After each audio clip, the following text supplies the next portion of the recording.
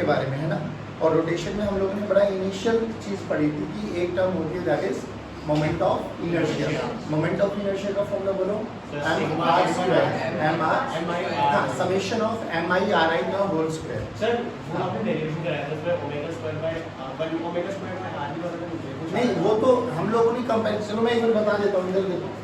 हमने बोला कि अगर मेरे पास कोई भी बॉडी है, कोई भी पार्ट सिस्टम लगा, सिस्टम कंसिस्ट ऑफ बहुत सारे पार्टिकल्स, और हम उसको किसी भी एक एक्सिस के अलोंग रोटेट कराए जाए। लेट्स सी कि ये मेरे पास कोई भी एक बॉडी थी और इस बॉडी के पास मेरे पास बहुत सारे मासेस थे, जैसे m1 मास, m2 मास, m3 मास। लेकिन हम बात किसकी कर रहे थे बच्चों? रिजिड बॉडी की। किसकी बात कर रहे थे हम? अभी रिजिड बॉडी है तो मान लो ये इसकी एक्सिस ऑफ रोटेशन है, ये इसकी axis of rotation. Axis of rotation भी ऐसे घूम रही है, let's say with some angular velocity omega. Rigid में हम लोग ने सर्कुलर मोशन में ये बात करी थी कि अगर कोई भी बॉडी रिजिड बॉडी होगी ना तो उसके हर पार्टिकल का क्या सेम रहेगा? ओमेगा। क्या चीज चेंज हो जाएगी? लीनियर वेलोसिटी, क्योंकि लीनियर वेलोसिटी और ओमेगा में रिलेशन है, v इक्वल्स टू परफेक्ट। सबका ओमेगा सेम रहेगा बट सबकी एक्सिस से दूरी अलग अलग होगी, तो सबका क्या चेंज हो जाएगा? v, ठीक है ना। तो हमने बोला इस पूरे सिस्टम की काइनेटिक एनर्जी में फॉर्मूला लिखो, तो काइनेटिक एनर्जी का फॉर्मूला बोलो 1/2 m1 v1 का स्क्वायर प्लस 1/2 m2 v2 का स्क्वायर। अब मैंने बोला कि ये बहुत सारे पार्टिकल्स हैं, तो लेट अस सपोज डॉट, ठीक है। अब v की वैल्यू को क्या लिखेंगे?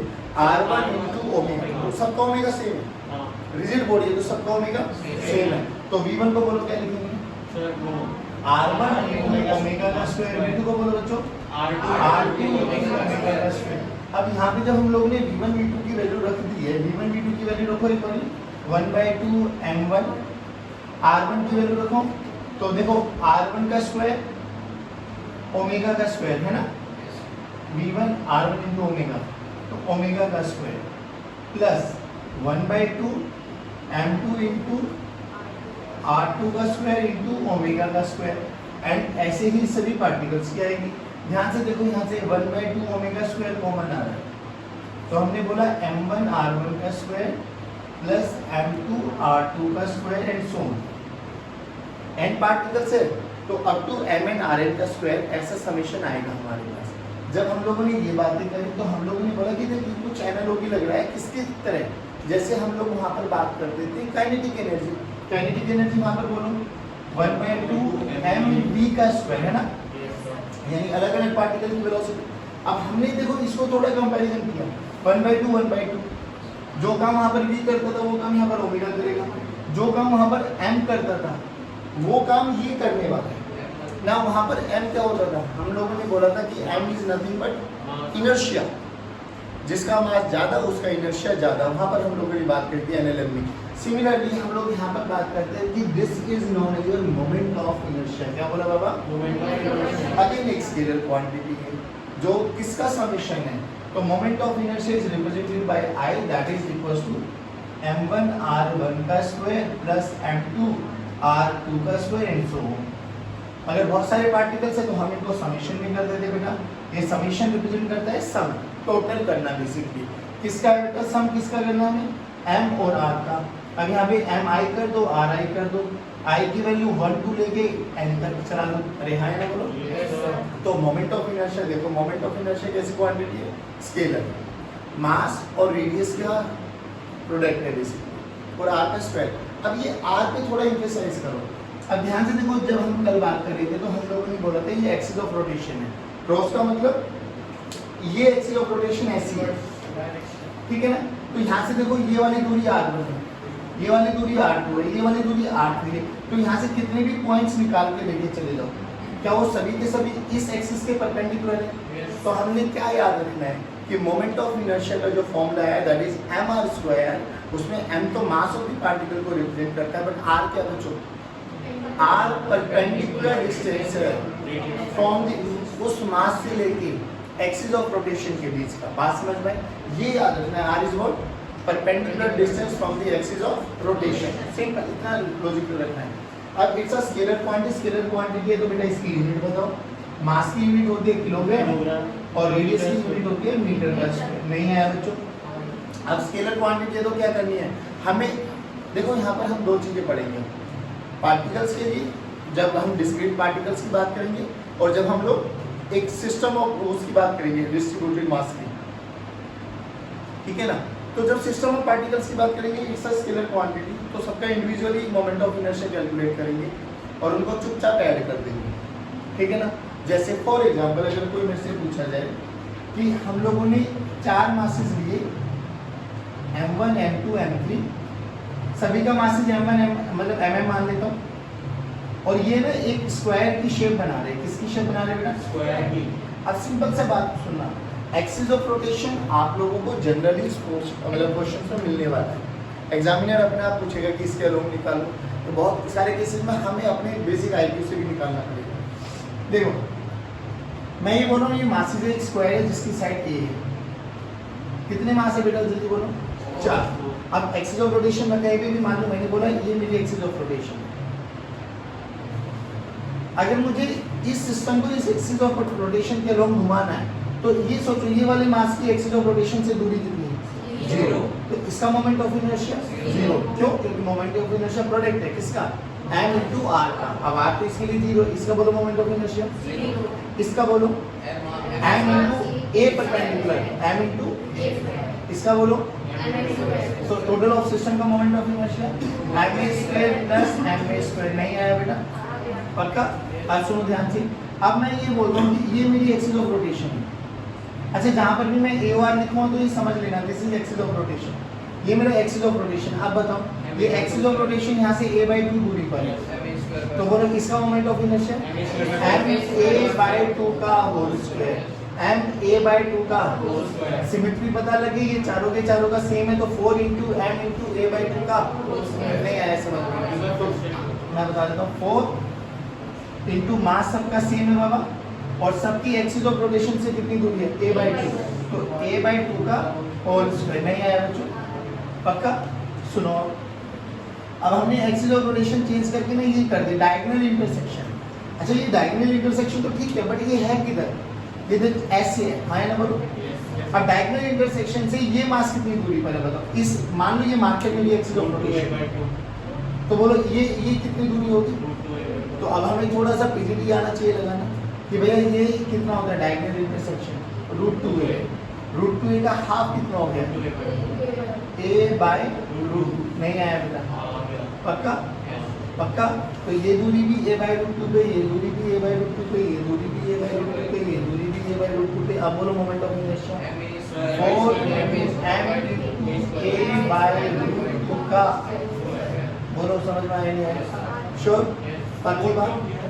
हाँ 4 मासेस है ना भाई, एक का है ना ये तो m into a/√2 का होल स्क्वायर, और ऐसे कितने मासेस है? 4 मासेस है। खूब खेलते रहो लगाते रहो, नहीं आया समझ में?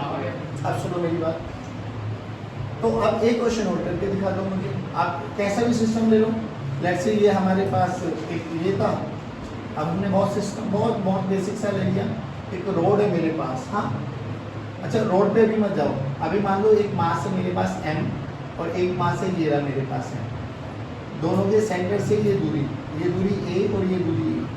चुपचाप बोलो moment of inertia m into a², m into a², 2ma²। पक्की बात है ना? अब ऐसे ही अगर हम लोग किसके बारे में बात करें, क्यूब के बारे में बात करें, यहाँ से देखना क्यूब के बारे में। चलो बात करते हैं एक बारी। हमने बोला क्यूब के कितने कॉर्नर्स होते हैं? जल्दी बोलो कॉर्नर्स, बोलो कॉर्नर्स 8। कितने एजेस होती हैं? 12। कितने फेस होते हैं? 6। कितने फेस डायगोनल होते हैं? 12 फेस डायगोनल। कितने बॉडी डायगोनल होती हैं? 4। ठीक है, अब हमने क्या किया, सभी क्यूब के फेसेस मतलब कॉर्नर्स पर मासेस रख दिए। This is your x axis, this is your y axis and this is your z axis. सभी कॉर्नर्स पे हम लोगों ने मासेस रख दिए। अब कोई भी अपनी मर्जी से एक एक्सिस को डिफाइन कर लो। लेट्स से जिस रूम में आप बैठे हो वो एक क्यूब है, ठीक है, बोलो कौन सी एक्सिस को डिफाइन वो चूज करेंगे? वर्बली करेंगे, कोई भी एक्सिस मान लो, y, तो ये x मान लो, ये y मान लो, ये z मान लो। अब देखिए इस वाई से इस वाई पे अगर मैं यहाँ पर भी रिप्रेजेंट करने की कोशिश करूँ, वाई पे खुद कितने मासेस आ गए? 2।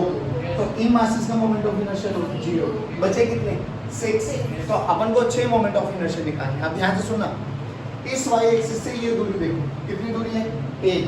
यानी इस वाई एक्सिस से ये वाला चार्ज, ये वाला मास कितनी दूरी पर है? 1। तो इसका मोमेंट ऑफ इनर्शिया कितना? सारे बोलो। उस वाले से वो वाला मास कितनी दूरी पर है? 1। कितना? तो ये भी m² हो गया। अब ये पूरी की पूरी वाई एक्सिस है, तो पूरी की पूरी वाई एक्सिस है, तो यहाँ से ये वाला मास भी कितनी दूरी पर है? वो वाला मास भी कितने मास हो गए? बचे कितने? 2। तो एक ये वाला बचा और एक ये वाला बचा। तो यहाँ से वो दूरी देखो, देखो 1 और 1 2 0 डन। यहाँ से वो देखो 1, यहाँ से वो देखो 1। वाई एक्सिस तो ये है ना पूरी की पूरी। तो ये 2 ये हो गए और 2 ये हो गए, 4 हो गए। अब बच्चे कितने? ये वाले 2। अब देख यहाँ से ये वाली दूरी √2 है, वहाँ से वो वाली दूरी देखो, तो कितना हो गया? 4ma² plus 2 into m into ये √2 ही हो गया ना? तो √2 का होल स्क्वायर। दूसरे वाले में 4 इंटू करें ना, हाँ, तो a/√2 स्क्वायर। तो 2 देखो ऐसे ऐसे कितने चार्जेस बने बाबा? 4। तो 4 इंटू m इंटू a²।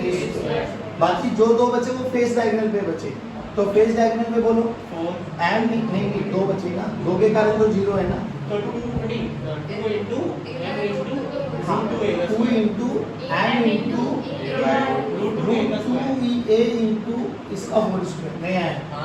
अरे फेस डायगोनल √2a होता है, 2 0, 4 के कारण m² और 2 के कारण m√2a का होल स्क्वायर इंटू 2। सबको ऐड कर दो, you will get the answer. नहीं आया है, जो भी आएगा दिस इज योर आंसर। बोलो नहीं आया। अब ऐसे कितने भी क्वेश्चंस बनाओ आप लोग आंसर निकाल सकते हो। हाँ पूरा क्यूब का वाई एक्सिस के लो, ठीक है।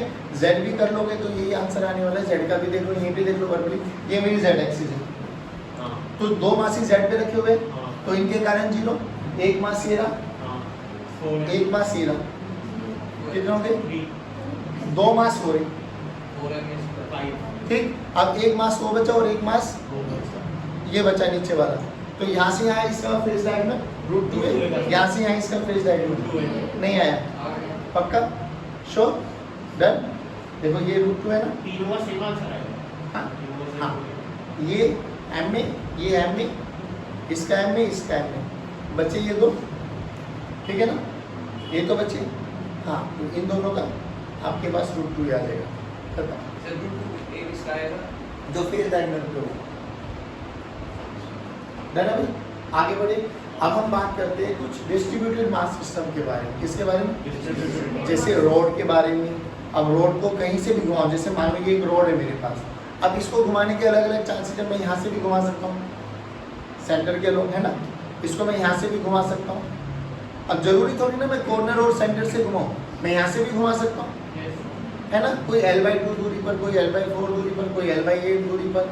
अच्छा इसको जरूरी थोड़ी ना ऐसे घुमाओ, ऐसे भी घुमा सकते हो। ये कोई भी एक वाई एक्सिस मान लिया मैंने, इसको ऐसे भी घुमा सकता हूँ, है ना। तो सारी चीज़ों के बारे में अलग अलग एक्सिस ऑफ रोटेशन, जैसे ही मैं अलग अलग एक्सिस ऑफ रोटेशन डिफाइन कर दूंगा, मोमेंट ऑफ इनर्शिया चेंज हो जाएगा।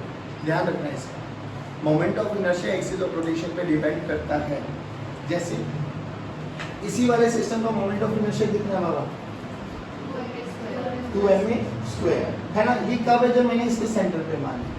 अगर मैं इसके l/4 पे मानूं तो अलग मोमेंट ऑफ इनर्शिया आ जाएगा, इसके इस पॉइंट पे मानूं तो अलग मोमेंट ऑफ इनर्शिया आ जाएगा। इसमें कोई दिक्कत वाली बात नहीं है, ये ध्यान रखना इन चीज़ों को। अब moment of inertia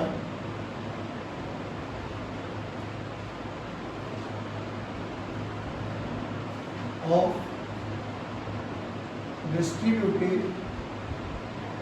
mass system, और सबसे पहला हमारे पास आता है बच्चों रोड, ठीक है। अच्छा ये जल्दी जल्दी बोल रहे हो। रोड के लिए क्या डिफाइन करेंगे? लैम्डा सिग्मा या रो लैम्डा। मान ली रोड है जिसका मास m है बाबा, मास m और लेंथ l, ऐसे मान के चलेंगे, मास m लेंथ l। और अगर हमें जरूरत पड़ी तो लैम्डा, अच्छा लैम्डा ml में क्या रिलेशन जल्दी बोलो, lambda this is equals to mass per unit length. अच्छा अब एक बात बताओ मुझे ना इसका मोमेंट ऑफ इनर्शिया कैलकुलेट करना है, क्या करना होगा? Moment of inertia.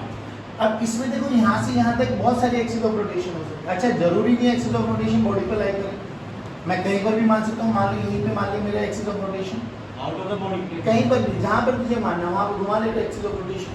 अब सिंपल करते हैं, लेट्स से मैं इसके अलोंग घुमाना चाह रहा हूँ, this is my AOR axis of rotation. ये क्या है, किसी भी एक कॉर्नर के अलोंग देखना चाहते हैं अपन लोग, इसको घुमा के। अब क्या करें, अब जो कि ये बहुत सारे छोटे छोटे पार्टिकल्स का कॉम्बिनेशन है, तो छोटा पार्टिकल हमें चूज करना आता है, क्योंकि पूरी बॉडी के कारण तो मोमेंट ऑफ इनर्शिया निकालना बहुत मुश्किल हो जाएगा। रीजन भी समझ में आता है, कैसे बताओ भाई, यहाँ पर मोमेंट ऑफ इनर्शिया इस पार्ट का अलग आएगा, इस पार्ट का अलग आएगा। क्यों अलग आएगा? चाहे ये इक्वल मासेस मान रहा हूँ, बट अलग क्यों आएगा? क्योंकि यहाँ से ये दूरी x1 हो जाएगी, और ये दूरी और ये दूरी और ये दूरी ये दूरी, ये तो सभी का अलग अलग आएगा। तो इन सबके छोटे छोटे पार्ट्स को जोड़ना बहुत कॉम्प्लिकेटेड प्रोसेस है। अब बेसिकली क्या हुआ, मान लो ये लेंथ 1 मीटर की, 1 मीटर का मतलब 100 सेंटीमीटर। मैंने सब बच्चों को दे दिया कि भाई आप इसके ना मोमेंट ऑफ इनर्शिया कैलकुलेट करके लेके आओ। तो एक बच्चे ने क्या किया, 1-1 सेंटीमीटर के 100 टुकड़े कर लिए, तो उसने 1-1 टुकड़े का मोमेंट ऑफ इनर्शिया कैलकुलेट किया, जोड़ के लेके आ गया। एक बच्चे ने 1-1 mm के सेंट वो कर लिए टुकड़े, अब उसने बहुत सारे टुकड़े कर लिए होंगे, वो भी सब जोड़ के करके लेके आ गया। एक बच्चे ने 0.01 mm के टुकड़े कर लिए। तुझे नहीं लगता ये बहुत टिपिकल प्रोसेस है? बट हमें मैथ्स में एक चीज मिलती है, तोड़ के जोड़ने को क्या कहते हैं? इंटीग्रेशन। तोड़ के जोड़ने को क्या कहते हैं? इंटीग्रेशन। कि भाई अगर आपको तोड़ के जोड़ना है तो बेस्ट है गो फॉर इंटीग्रेशन। अब इंटीग्रेशन में बताओ क्या किया जाए, क्यों ना हम लोग बताओ रोड को कैसे तोड़ने का तरीका बताएगा। x पे जाके, हाँ x पे जाके dx का एक छोटा सा एलिमेंट ले लो जिसका छोटा सा मास है dm। वो लिखना समझ में आया क्या? अब मेरे लिए पूरा सिस्टम हटाओ, मेरे लिए क्या सिस्टम बन गया, ये मेरी एक्सिस ऑफ रोटेशन, और यहाँ से x दूरी पर कौन रखा हुआ है, एक छोटा सा पार्टिकल जिसका मास कितना है बाबा, नहीं आया। अब इसका मास कितना है ये बताओ, लैम्डा इंटू dx। भाई यहाँ से मास का रिलेशन देखो ना, मास क्या होता है, लैम्डा इंटू एल।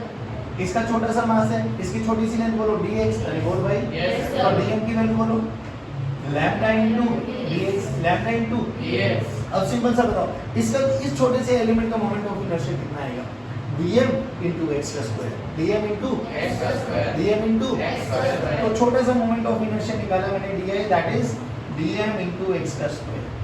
अब dm की वैल्यू को क्या लिख सकता हूँ, लैम्डा इंटू dx, सारे बोलो।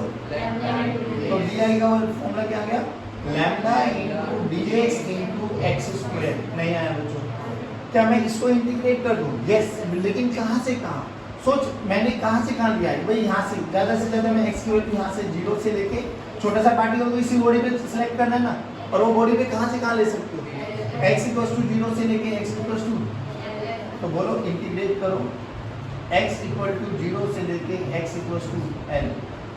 लैम्डा कांस्टेंट है, बाहर लेके आ जाओ, di बोले तो integration basically moment of inertia, बोलो क्या है, लैम्डा बाहर, x स्क्वायर dx का इंटीग्रेशन, जल्दी बोलो बेटा, x की पावर 3/3। चलो तो i क्या है बच्चों हमारे पास, लैम्डा इंटू x की पावर 3/3, लिमिट 0 से l। तो i की वैल्यू बोलो लैम्डा इंटू l की पावर 3/3। क्या लैम्डा की वैल्यू को क्या रख सकता हूँ, m बाई रखो m बाई l। तो i की वैल्यू देखो क्या आ गया, m l cube by l into 3। l ने l को मारो, ऊपर बचा 2, तो i क्या है बाबा, ml स्क्वायर बाई 3। नहीं आया, ml स्क्वायर बाई 3। पक्की बात। अभी तो सिंपल सी बात कि अगर हमें एक रॉड गिवन है जिसका मास m है, लेंथ l है, और उसके अलोंग हम लोगों को क्या निकाला, मोमेंट ऑफ इनर्शिया। लेकिन मोमेंट ऑफ इनर्शिया याद करते हुए ना तुम्हें एक्सिस ऑफ रोटेशन की याद होनी चाहिए। सेंटर ऑफ मास निकालने के लिए बहुत इजी था, किसी भी सेमी सर्कुलर आर्च सिटी है 4SD, सब चीज़ें हमें पता था, चंडीगढ़ ट्रांसपोर्ट हरियाणा रोड से दिल्ली चलती है ना, सब हम लोगों को याद था। अब वो एक यूनिक था, हेमिस्फीयर है, होलो हेमिस्फीयर है, उसका moment of centre of mass वहीं पर आएगा। लेकिन होलो हेमिस्फीयर का मोमेंट ऑफ इनर्शिया चेंज हो जाएगा जैसे जैसे आप एक्सिस ऑफ रोटेशन चेंज करोगे। देखो यहाँ पे भी डायरेक्ट करके दिखाएंगे। अपन लोगों ने तो ये माना है कि axis of radiation passing from the one end of the road. अब बोला गया कि सर हम क्यों माने, हम तो सेंटर से पास कराना चाहते हैं, सेंटर से पास करा लेते you will find the change. अब बोलो सेंटर से पास करेंगे मोमेंट ऑफ इनर्शिया, मान लो वही सब डेटा वही है, वही रोड है जिसका लेंथ l है, मास m है, तो लैम्डा की वैल्यू बोलो अभी भी यही होगी m/l। लेकिन अब मेरी एक्सिस ऑफ रोटेशन क्या है बेटा, जो कि सेंटर ऑफ मास से पास होते हुए जा रही है। सेंटर ऑफ मास का मतलब मिड पॉइंट, तो L/2 हो जाएगा। तो यहाँ से ये दूरी बोलो, L/2 वहाँ से वो दूरी बोलो, नहीं आ रहा बच्चों। अब सिंपल सी बात बताओ, अब क्या करें, तरीका तो अभी भी वही है, x पे जाके dx का एक एलिमेंट ले लो। अब x कहाँ से चूज करें, तो क्यों ना सर मैं यहीं से ले लूँ, है ना। तो x पे जाके एक छोटा सा एलिमेंट चूज किया dx, जिसका मास कितना है बच्चों, बस लिमिट चेंज हो जाएगी, प्रोसेस विल रिमेन सेम। बोल क्या है, छोटा सा ही मोमेंट ऑफ इनर्शिया बोलो भाई। मोमेंट ऑफ इनर्शिया मेरे लिए सिस्टम क्या बने, मेरे लिए ये बन गया ना, ये x पे जाके एक छोटा सा मास है। अरे बोल भाई, यहाँ से यहाँ की दूरी बोलो, तो अभी भी मोमेंट ऑफ इनर्शिया छोटा तो वही बना dm/2। तो यहाँ से यहाँ तक के सारे स्टेप्स सेम रहेंगे, घबराओ मत। बोलो dm की वैल्यू बोलो बच्चों, lambda into dx, lambda into limits बोलो 0 से L/2। हाँ, अभी अगर आपको लगना है 0 से L/2 तो कर दो, लेकिन ध्यान रखना 0 से L/2 में आपने इसको कवर किया है बस, तो यानी 2 से मल्टीप्लाई कर दो, क्योंकि जितना ये आएगा जो कि यूनिफॉर्मली है, सेम है, तो जितना ये आएगा उतना ये आ जाएगा। तो अगर आधा निकाल चुके हो तो आधे के लिए उसको डबल कर दो, नहीं तो -L/2 से +L/2। माइनस क्यों बोला गया, क्योंकि मैंने अब इसको ओरिजिन माना है बच्चों। तो इधर मेरी क्या होगी पॉजिटिव, और इधर क्या होगी, तो जब इंटीग्रेशन करोगे -L/2 से L/2, या जो आप लोगों ने बोला 0 से L/2, अगर 0 से L/2 को करेंगे तो देखो ये कवर होगी, बस सेम है, यूनिफॉर्मली डिस्ट्रीब्यूटेड है। तो मैं डायरेक्ट इसको डबल कर सकता हूँ, नहीं आया समझ। बोलो कहाँ से कहाँ करें, 0 से L/2 करेंगे, बाद में 2 से मल्टीप्लाई कर देंगे। आ जाओ, तो यहाँ पर 0 से L/2, लैम्डा की वैल्यू रखो, फिर वही dm की वैल्यू रखो यहाँ पर, देखो di की value lambda into dx x square. फिर dm का मास हो जाता है, dx पर हमारा हो जाता है। हाँ, लैम्डा इनटू dx ही dm होता है। dx उस छोटे से पार्टिकल की लेंथ कितना है उसको बता से। चलो बच्चों, लैम्डा फिर बाहर लेके आ जाओ, तो di बोलो, लैम्डा बाहर आ गया, अभी भी x की पावर 3/3, लिमिट 0 से चलो L/2, तो लैम्डा बाई 3 बाहर आ गया। अब लिमिट देखो, L की पावर 3/2, 2 की पावर 3 बोले तो 8, तो लैम्डा की वैल्यू देखो, लैम्डा L की पावर 3/24, लेकिन ये आधी का है बच्चों, आधी से और मतलब आधी का और निकालना है तो डबल कर दो, इनटू 2, बोलो क्या है 2 लैम्डा L की पावर 3/24, 2 ने 24 को मारे तो कितना है बच्चों, लैम्डा L की पावर 12। अब लैम्डा की वैल्यू को वही रखो, m/l रखो। चलो, तो मोमेंट ऑफ इनर्शिया कितना है, mL²/12। देखो सेम रोड है बच्चों, सेम मास है, सेम लेंथ है, क्या चीज चेंज कर दी, एक्सिस ऑफ रोटेशन। अब आपको ना ये दो स्टैंडर्ड रिजल्ट्स है कि रोड के एक एंड के cross moment of inertia mL²/3, centre के अलोंग mL²/12। ये डायग्राम के साथ रिजल्ट याद होनी चाहिए आपको, नहीं आया समझ में। अब खुद सोच के देख, अभी मैंने बहुत स्टैंडर्ड लिया है, कॉर्नर पे ले लिया, सेंटर पे ले लिया, कोई मेरे से बोले यहाँ से L/4 दूरी पर निकाल, क्या नहीं निकाल सकता। सोच के देख, L/4 पे क्या आ जाएगा, फिर भी वो x पे जाके dx का एक एलिमेंट लेना पड़ेगा। लिमिट बोलो कहाँ से कहाँ, अगर एक L/4 है तो दूसरा क्या हो जाएगा 3L/4, 3L/4, तो लिमिट कहाँ से कहाँ, -L/4 से +3L/4 तक रखेंगे, विल गेट द आंसर। नहीं है इस रोड में कुछ भी कोई भी पॉइंट चूज कर ले, बताओ कोई दिक्कत कोई परेशानी, श्योर जल्द बता दो इसको। मतलब अभी रोड के निकालते हैं, देखो अब हमने क्या किया, मेरी एक्सिस ऑफ रोटेशन ये है, ठीक, और जो रोड है ना वो ऐसे, अभी भी वही है, मास m, लेंथ n, और लैम्डा इसकी मास डेंसिटी। बोलो what is relation between m and lambda, lambda की वैल्यू m 1/L। अच्छा, और ये एंगल हमें दे दिया गया। पहले तो ये कुछ इमेजिन कर पाए इसमें क्या है? डन ना? नहीं, कंपोनेंट्स रुको तो सही। ये ऐसे कुछ घूमेगा, समझिए, ये एक्सिस ऑफ रोटेशन है और ये ऐसे कुछ घूमेगा, ठीक है। जैसे हम लोगों ने सर्कुलर मोशन में पढ़ा था कॉनिकल पेंडुलम, ऊपर से ऐसे और ऐसे घुमा रहे थे, तो ऊपर से वो कोन बन रहा था, नीचे से वो हॉरिजॉन्टल सरफेस कर रहा था, हॉरिजॉन्टल सर्कुलर मोशन कर रहा था। हाँ, सेम ऐसे ही इधर देखो। अब क्या होगा, अब क्या करना, अभी भी तरीका तो वही है। हमें तो क्या करना है, एक्स पे जाके, बहुत सिंपल, एक्स पे जाके dx का एक छोटा सा एलिमेंट चूज करो जिसकी लेंथ कितनी है dx। लेकिन बात ये आ गई कि मेरे लिए अब ये जो dm है ये एक्सिस ऑफ रोटेशन से कितनी दूरी पर है, ये रहा।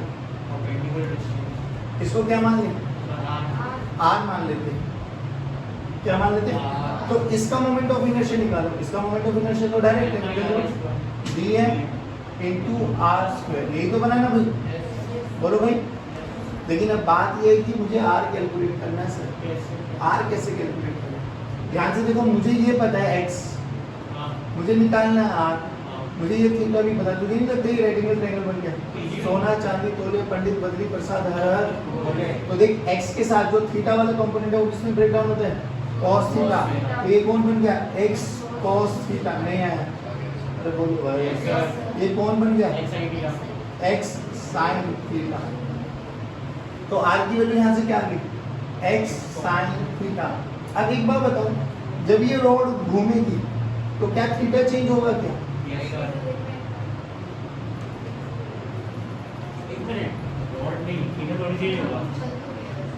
हाँ, अच्छा, वो बैटरी को, हाँ, मैं वही पूछ रहा हूँ। जैसे हम इसको रोटेट कराएंगे, ये जैसे जैसे रोटेट करेगा, अगर ये एंगल 30 डिग्री है तो थ्रू आउट क्या रहेगा? श्योर ना? तो थीटा क्या हो गया? कांस्टेंट। थीटा कांस्टेंट हो गया, रखो यहाँ पर। तो dm की वैल्यू देखो, dm को क्या लिख सकते हैं? Lambda into dx, lambda into r की वैल्यू को x का स्क्वायर sin स्क्वायर थीटा।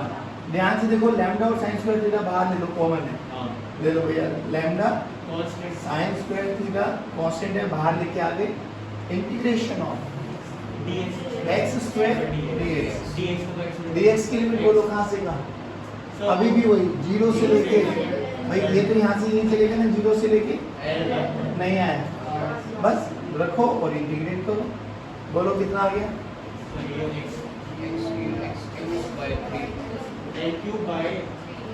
बोलो बोलो बोलो। Lambda sine square theta l की पावर 3, x की पावर 3/3, तो l की पावर 3/3 डायरेक्ट लिख दूं ना? तो लैम्डा की वैल्यू तो बोलो, m/l sine square theta, l की पावर 3/3। एक l ने एक l को, एक l ने एक l को, तो देखो m/l² sine square theta. Again a very important result, बहुत इंपॉर्टेंट रिजल्ट यूज होने वाला है। नहीं आया समझ में? 3 रिजल्ट्स आपको याद होने चाहिए। कौन कौन से 3? रॉड है, मास m है, लेंथ l है, यूनिफॉर्म डेंसिटी है, किसी भी एक कॉर्नर के अक्रॉस ml²/3, सेंटर के अक्रॉस ml²/12, और अगर वो एंगल पे रोटेट कर रही है तो ml²/3 sin स्क्वायर थीटा। लेकिन ध्यान ये रखना बाबा, थीटा किसके साथ है? एक्सिस ऑफ रोटेशन और रॉड के बीच का एंगल है। कई बार क्या देते हैं, वो आपको ये एंगल दे देंगे हॉरिजॉन्टल के साथ, तो क्या कॉमन बुद्धि से ये वाला एंगल निकाल लेना है? नहीं आया समझ में? बहुत सारे क्वेश्चंस में मिलेगा, इसलिए मैं कह रहा हूँ रिजल्ट के साथ साथ ना आप लोगों को ये भी याद होना चाहिए कि आपने कौन सा एलिमेंट कहाँ से सिलेक्ट किया है। That this is all about your rod.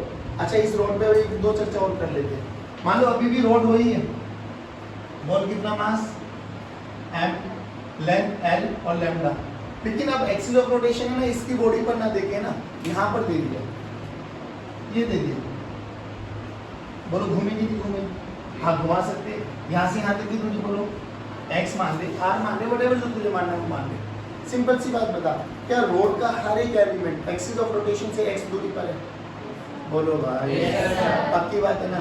क्या ये वाला एलिमेंट भी x दूरी पर है, ये वाला भी x पे, ये वाला भी x पे, ये वाला भी x पे, ये वाला भी x पे, ये वाला भी x पे, ये वाला भी, Yes, sir. तो इसमें तो कोई दिक्कत ही आएगी नहीं। तो इसमें तो क्या कर लो, ये छोटा सा एलिमेंट चूज कर लो, बोलो dm, तो बोलो moment of inertia dm into क्या x कांस्टेंट है या वेरिएबल है? कांस्टेंट यार, x क्या है? क्योंकि हर एक पार्टिकल x की दूरी पर है ना भाई, तो x को बाहर लेके आ जाओ। dm का इंटीग्रेशन बोलो डायरेक्ट m, बस सिंपल mx स्क्वायर। बहुत सारे केसेस में रिजल्ट यूज करेंगे, बहुत सारे केसेस में सेम ऐसे भी आ जाएगा, ऐसे भी आ जाए तो कोई दिक्कत वाली बात, ये एक्सिस ऑफ रोटेशन। आप बोलो अभी भी वही है, मान लो ये दूरी है y है, तो बोलो moment of inertia m by square, m by this is all about road। Road के कॉर्नर पे आ जाए, रोड के सेंटर पे आ जाए, रोड के एंगल पे रोटेट करना आ जाए, रोड से x एक्सिस दूरी पर आ जाए, y पर आ जाए, कैसे भी आ जाए, दिस इज ऑल अबाउट। जल्दी बोलो रोड का moment of inertia along one and के अक्रॉस mn स्क्वायर 3 सेंटर पे एंगल पे mn square by sin square theta. Angle कहां से? वर्टिकल एक्सिस ऑफ रोटेशन से, नीचे हॉरिजॉन्टल से। और अगर ऐसे आ जाए तो जो भी इन दोनों के बीच की दूरी होगी, हर एक पार्टिकल उससे x दूरी पर है तो mx स्क्वायर नहीं आया, ऐसे आ जाए तो my स्क्वायर। इसमें कोई दिक्कत वाली बात, सिंपल समझ में आया, पक्की बात, मेक अ नोट।